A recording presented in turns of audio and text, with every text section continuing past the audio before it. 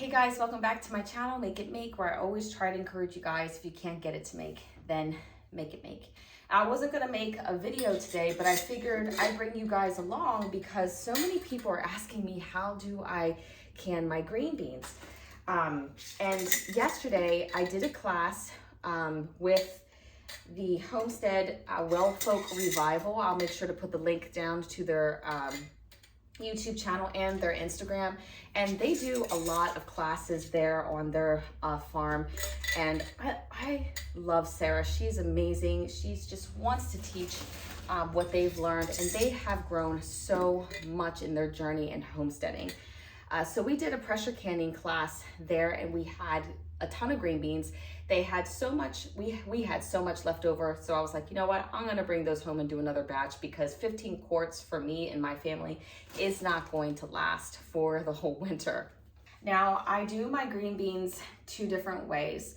I will pressure can them sometimes, and other times I will water bath them. Now, I know the question's gonna be, why wouldn't you just pressure can them?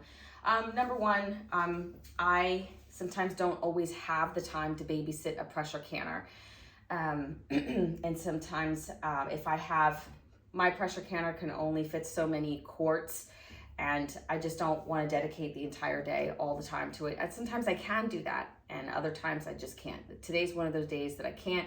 So I know that I can only fit in so many quarts in my pressure canner, and then I can put the rest in a water bath. I am gonna tell you, because I say this in every video that I've ever done that has a Rebel canning method, when I process my green beans in a water bath, it is not considered USDA approved. But I, again, grew up around Mennonite and Amish country, and this is how they can their green beans here, okay? I can't talk for other Amish communities anywhere else, but the community that I'm with, or that I interact with and talk with and are friends with, they water bath their green beans. So I'm just gonna be showing you guys how I do both of them today. All right, I figured I'd come out here and can today. I mean, it's such a beautiful day. We've had a heat wave going on for, what, maybe 20 days or so. So to have a refreshing, beautiful day like this, I mean, why not be outside and take care of the beans here? These are the green beans left over from the class. I can't believe we had so much left over, but they look great. They look beautiful. They're certainly not Susie's green beans. I'm gonna have to call her and tell her I don't need them anymore, because I didn't think I'd be blessed with these or get them, you know, but it saves me a trip, so I'll have to tell her. Sorry if you hear the road during this video. They're doing a detour, and so a lot of the traffic is coming here. But so this is what I'm gonna do. I'm gonna cut up these green beans. I'm gonna cut off the tip here, and then I personally like to cut them in like 2s or 3s and put them in the jar like that. So I'm gonna be out here for quite some time. I've got 2 boxes of these. It's gonna be a lot. So let's just get started.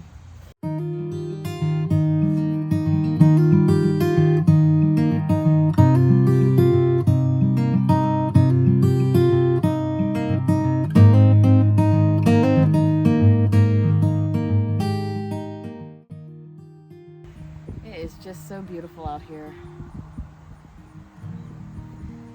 Days like this, I feel like I can be out here doing this all day. So peaceful and quiet, and hear the birds. I may not be out here all day, but I certainly am going to be out here for a while. I've got a lot of green beans to go through. I am making progress though.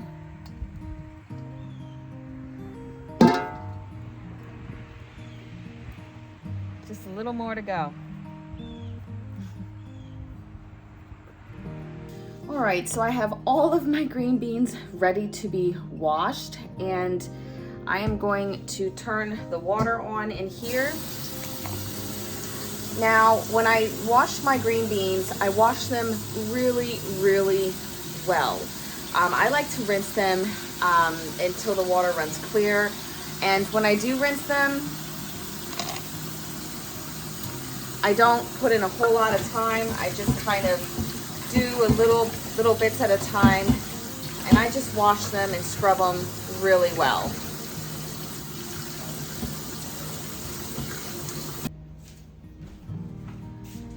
All right, so now that I have all of my green beans nice and cleaned, we're gonna start canning them. I'm gonna use room temperature water to fill them, just in case.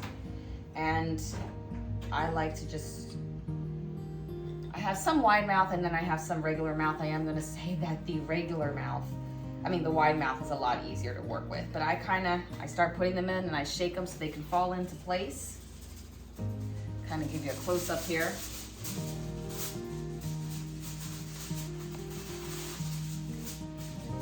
I just kind of shake them in place.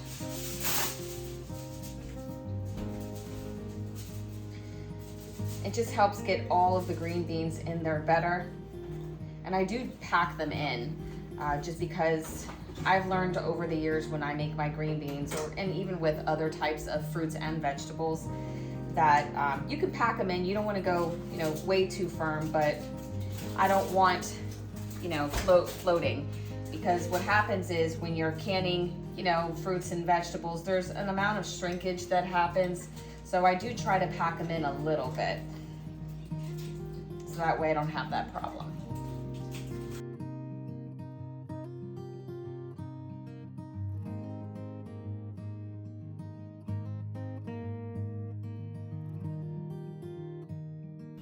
All right, so I have 7 quarts here and 6 quarts and a pint. These 7 quarts over here are going to be pressure canned, and these 6 quarts and a pint are going to be water bathed. Now for all of them, I am going to be putting in a teaspoon of pink Himalayan salt. For the pint, I'm gonna put in a half a teaspoon. You don't have to put salt if you don't want.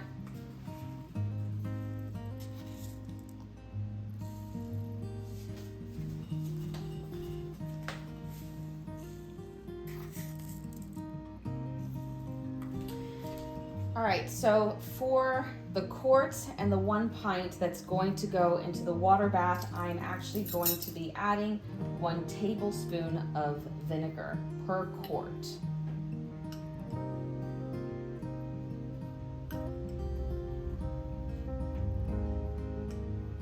And a half a tablespoon for a pint,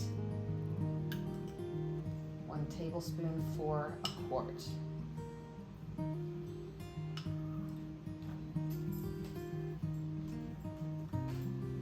And now for all of the jars, I'm just going to be adding room temperature water.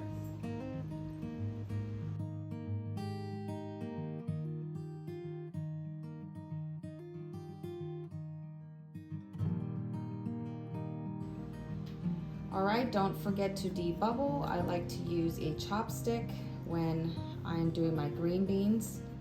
It just kind of goes down the whole way better.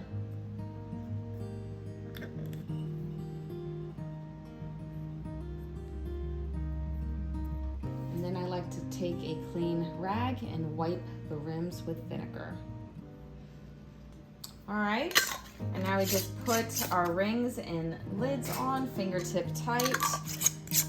I'm actually running out of my for jars lids. I need to order some more. If you guys are interested, I'll put the link below. You guys know how much I just love this company. And I will make sure that you have a promo code as well. Fingertip tight.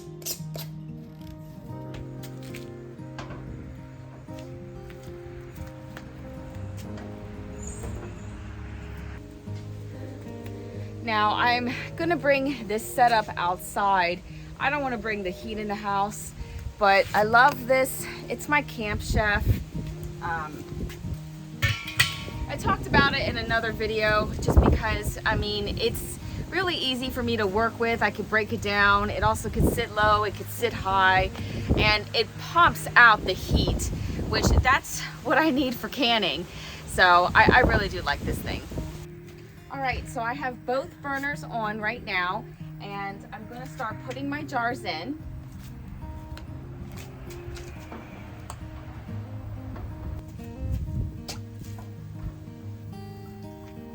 All right, so I put in my quarts in the water bath, okay? Now, I also have a pint that needs to be water bath as well. If you are going to do this, if you decide to do this in your own home, the water bath timing is for 2 hours, okay? Now, even if you're doing pints, it's still 2 hours. You don't do this whole cut your time in half thing. When you are water bathing recipes like this, if it's a quart or if it's a pint, it's going to be the same timing that it is for a quart. So if it's 2 hours, it's 2 hours for both. The reason why I have these water baths here, like I have it initialed water bath here, is because I brought them all here and I didn't want to mix them up because these don't have vinegar and these do have vinegar. I'm going to try to keep the water as high as I can because this is going to be a 2-hour bath. Normally I'm fine. If I have to heat up some water and add it, that's fine, but it should be good. If you want to learn how to pressure can with a Presto pressure canner, I do have a video for that, and I'll make sure that I put a iCard and also the link in the description as well. But I'm going to start putting in my quarts in my pressure canner. Oh, and right now, since I already have my jars, let me just say this real quick, in my water bath, I'm just going to cover them up. Put the heat on high. And I'm just gonna wait until that gets to a rolling boil. I don't have to worry about that. The pressure canner is when I have to babysit a little more. Well, I do have to babysit that more.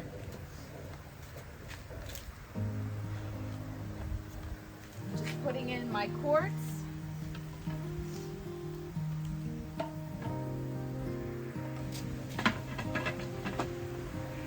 All right, so I have all the jars in the canners. The water bath is going to be for 2 hours starting at a rolling boil, and the pressure canner is going to be 25 minutes because it's quarts, 25 minutes at 11 pounds of pressure, and my elevation is 0 to 1,000 or 0 to 2,000. I make sure that I'll put like a text here on what it is. It's really windy. That's why I have the board here, because sometimes when you're canning outside and it's really windy, it can be really hard to get a pressure canner up to pressure. So that's why I have this board here. If it were me, honestly, like, and this is what I do, I would have just put everything in my Amish canner with my spout. I have to clean it up because I didn't clean it up since my last can, like as far as the outside. It's really a beautiful canner. And I would have just put it on here, let it come up to a boil, and just walked away. But since I have the pressure canner here, I have to babysit it. All right, I wanted to show you guys, not that you don't know already, but what I consider a rolling boil. It's definitely at a rolling boil, and that's when I would start my time. Well, it's been quite a busy day canning, especially doing both methods, you know, with both the canners that we have over here, the water bath and the pressure canner. I have the pressure can beans over here and the water bath here. I'm gonna put them up side by side so you guys can see them. Let's see if I have a rag here. I don't think so. Here are the water bath green beans. And here are the pressure canned. Water bath, pressure canned. They look the same and they taste the same. And people ask me all the time when I water bath my green beans, are they mush? Do they taste mushy? No, not at all. It is the exact same type of texture that you would get when you pressure can the green beans as well. Other than that, guys, take care of yourself and God bless.